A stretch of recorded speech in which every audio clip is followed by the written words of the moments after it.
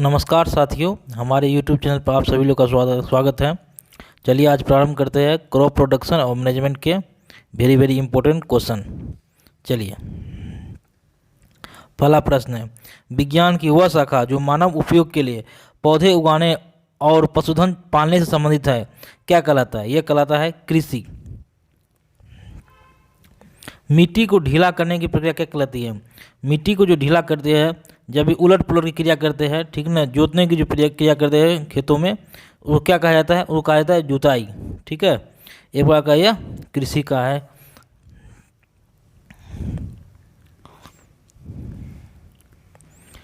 जैसे कि कृषि पद्धतियाँ जो है, कृषि चरण क्या कहता है? पहले मिट्टी को तैयार करते हैं, उलट पुलट करते हैं, ठीक है ना। फिर उसके बाद क्या करते हैं? बुआई करते हैं दोनों पर।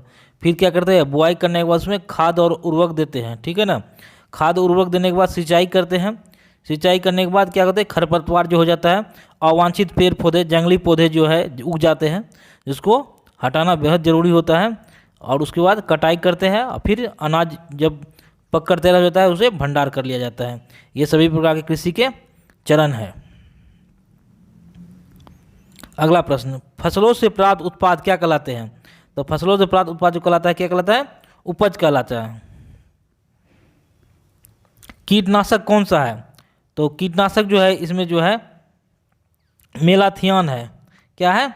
मेलाथियन है। लेकिन 2,4-D जो क्या है? एक प्रकार का खरपतवारनाशी। ये जो है 2,4-D एक क्या है?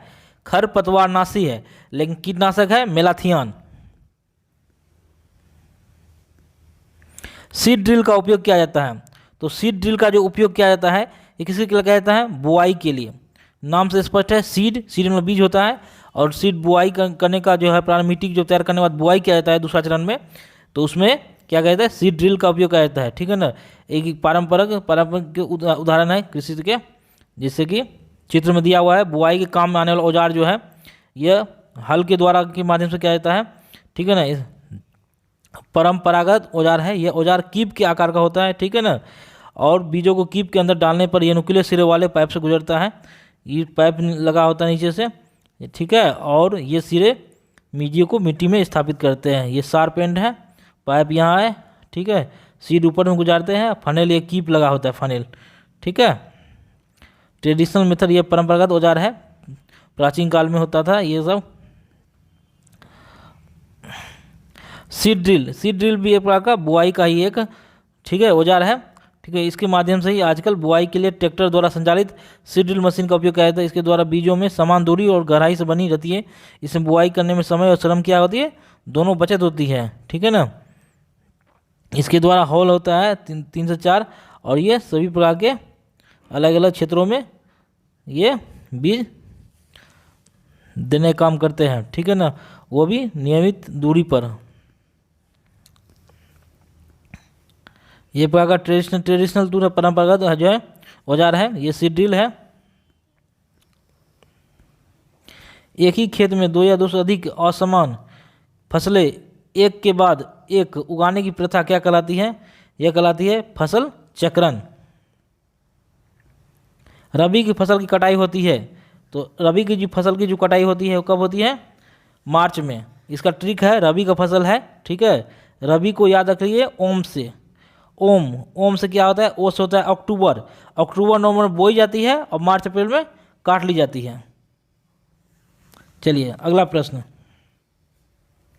फसलों के एक साथ उगाने वाले अवांछित पौधे, क्या अभी बताए हैं कि फसलों के साथ उगने वाले अवांछित पौधे यानी जंगली पौधे, जिसका प्रयोग कुछ नहीं होता है, ठीक है ना, तो वो जो है उग जाते हैं, वो क्या कहलाते हैं? खरपतवार कहलाते हैं, ठीक है, खरपतवार कहलाते हैं।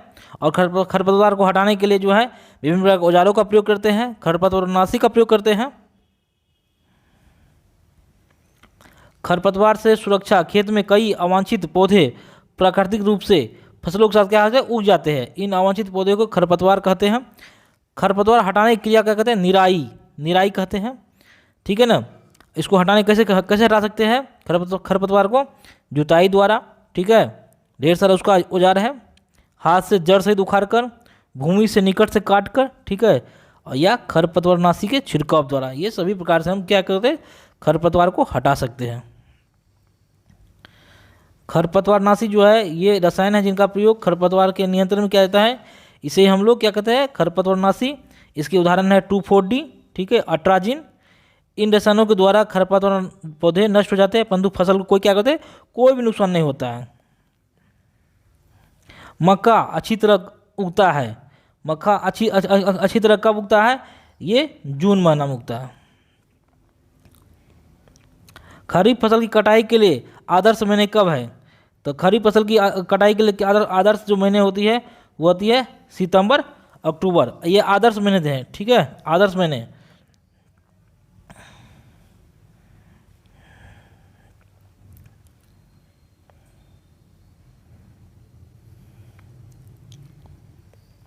खरपतवार हटाने के लिए प्रयुक्त कृषि उपकरण क्या है, तो कृषि उपकरण जो है ये खुरपी है, ठीक है ना। लेकिन दरांती क्या है, दरांती नहीं होगा इसमें। दरांती ये है दरांती, ये जो है जब अनाज जो है पूरी तरह पक जाता है तो काटने वाला ये औजार है, काटने के लिए, ठीक है ना, ये काटने के लिए। ये हार्वेस्टर सब जो है, जैसे कि छोटे छोटे किसान लोग दरांती का प्रयोग करते हैं, लेकिन बड़े बड़े किसान जिसके पास भूमि ढेर सारा है, ठीक है ना, उस पर जो है फसलों को काटने के लिए बहुत सारे जो है आजकल आधुनिक यंत्र, कृषि यंत्र है, हार्वेस्टर हो गया है, ठीक है, और ढेर सारा कंबाइन मशीन है जो है उसके द्वारा किया जाता है।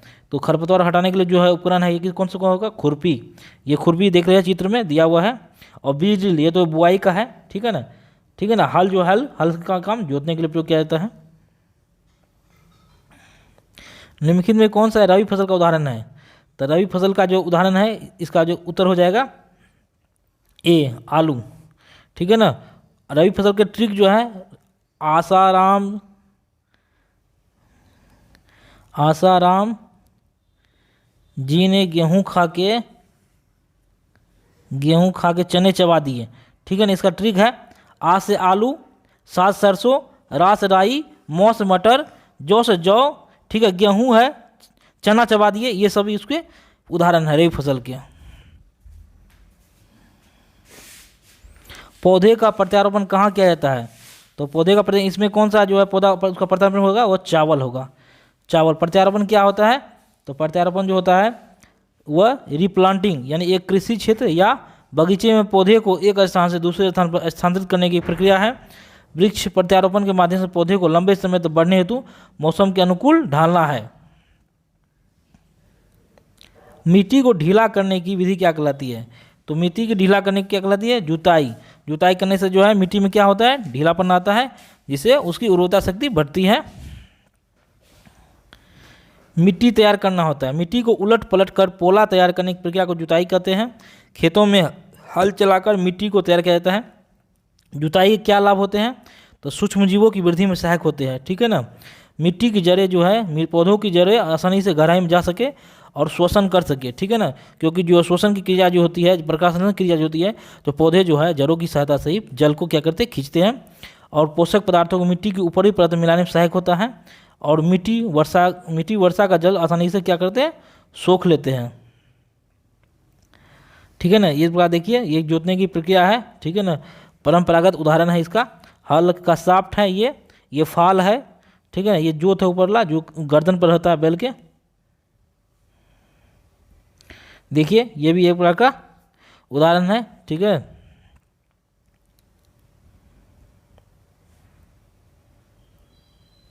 कंपोस्ट क्या है, तो कंपोस्ट जो है एक प्रकार का खाद है, ठीक है ना। कंपोस्ट क्या है, खाद है। और खाद एक कार्बनिक जैविक पदार्थ है, ठीक है, जो कि पौधे या जंतु अपशिष्ट से प्राप्त होती है।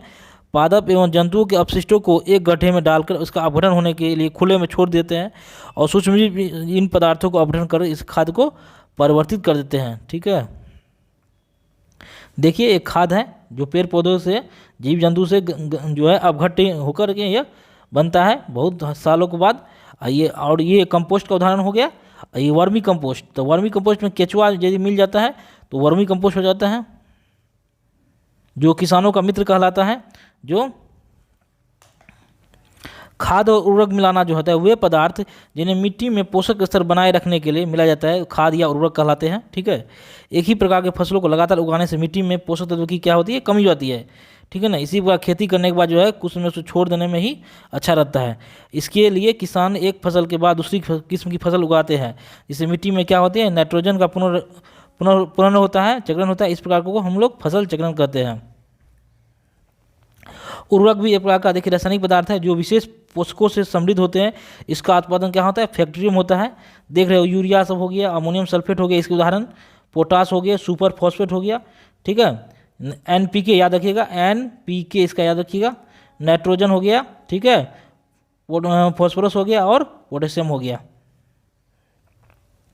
उर्वरक से होने वाली हानि क्या होती है, तो मिट्टी की उर्वरता में क्या होती है, कमी होती है। क्या क्या, एक रासायनिक पदार्थ है और जल प्रदूषण हो जाता है, ठीक है। जब हमको लोग रासायनिक पदार्थ मिलाते हैं तो बारिश होकर के क्या होते हैं, वह जो है उर्वरक जो है रासायनिक पदार्थ जो है वह क्या होते हैं, बह करके समुद्र में गिर जाते हैं, जिस कारण क्या क्या होता है, जब जल प्रदूषण होता है, जिस कारण जीव जंतु जो है उसको पीने से उसका स्वास्थ्य खराब होता है। और जैविक खाद जो एक प्राकृतिक खाद है, इसके लाभ क्या होते हैं, मिट्टी की जल धारण क्षमता में वृद्धि होती है, मिट्टी के गठन में सुधार होता है, ठीक है, मिट्टी भुरभुरी और सनद्र हो जाती है, ठीक है ना, महीन हो जाती है, जिससे गैसों का क्या होता है, आदान प्रदान आसानी होता है। इससे मित्र जीवाणु संख्या में क्या होती है, वृद्धि होती है। मिट्टी को समतल करने से रोकथाम में मदद मिलती है, तो ये जो मिलती है मिट्टी के कटाव में, ठीक है ना। BHC यानी बेंजीन हेक्साक्लोराइड के प्रकार है, तो बेंजीन हेक्साक्लोराइड जो है एक प्रकार का एक कीटनाशक है। यहाँ देख लीजिए खरपतवारनाशी नहीं है, क्या है 2,4-D, ठीक है ना, 2,4-D और एक अट्राजिन है, उसको याद रखिएगा। 2,4-D अट्राजिन क्या है, एक खरपतवारनाशी है, ठीक है, लेकिन ये BHC जो है बेंजीन हेक्साक्लोराइड एक प्रकार का कीटनाशक है। निम्नलिखित में कौन सा खरीफ फसल नहीं है, तो रबी फसल पूछ रहा है, तो रबी फसल क्या है, इसमें मटर हो जाएगा, ठीक है। ये ट्रिक बताए थे, आसाराम जी ने गेहूं खा के चने चबा दिए। और खरीफ फसल का जो ट्रिक है जो है ना, बाजार का धान, तिलहन, अरहर, ठीक है ना, और इसमें आधा को लग जाए, जैसे मक्का आधा लग गया को, गन्ना आधा लग गया नौ, तो ये खरीफ फसल हो गया, ठीक है ना।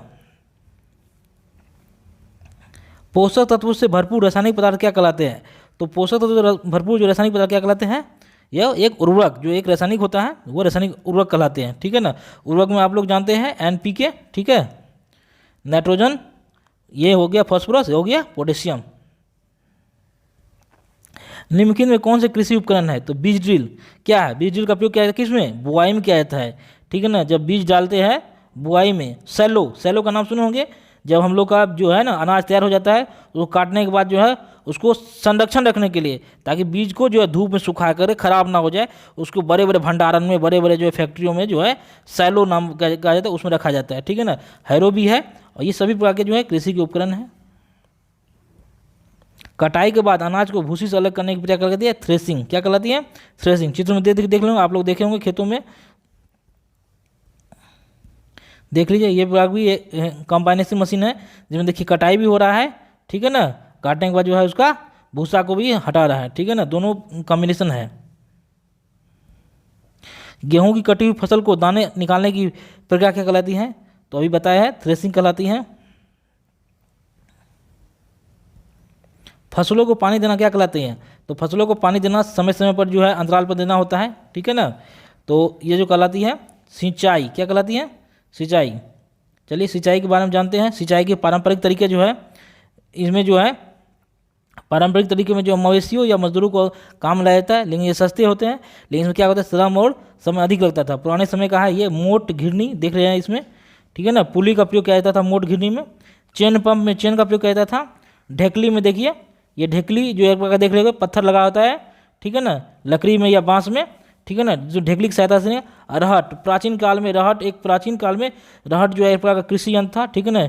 इसमें जो है ये प्रकार का इसी विधि से जो है बैलों को घुमा करके रहट जो है विधि से जो है सिंचाई का प्रयोग करते थे खेतों में। देख लीजिए, ये भी एक प्रकार का सिंचाई है, ठीक है ना, दोनों सिंचाई के यंत्र हैं, ठीक है। ये भी देख लीजिए, ठीक है। राइजोबियम जीवाणु वायुमंडलीय स्थिरीकरण करते हैं, तो राइजोबियम जीवाणु जो है वायुमंडलीय स्थिरीकरण की क्या करते हैं, तो ये हो जाएगा नाइट्रोजन।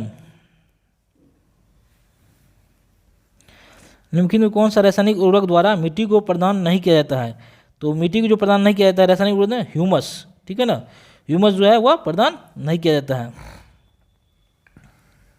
ह्यूमस क्या होता है? कृषि के संदर्भ में मिट्टी का सबसे ऊपरी परत को ही ह्यूमस कहते हैं। मिट्टी के ऊपरी परत में जो है को क्या कहते हैं? ह्यूमस, जिससे जैविक पदार्थों की मात्रा भरपूर होती है। और तैयार कंपोस्ट, खाद्य या वनों से प्राप्त प्राकृतिक कंपोस्ट को ही क्या कहते हैं? ह्यूमस कहते हैं।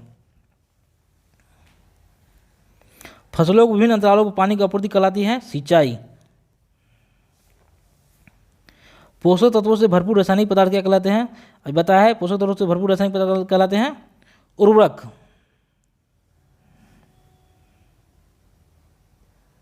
सिंचाई के स्रोत क्या है इसमें?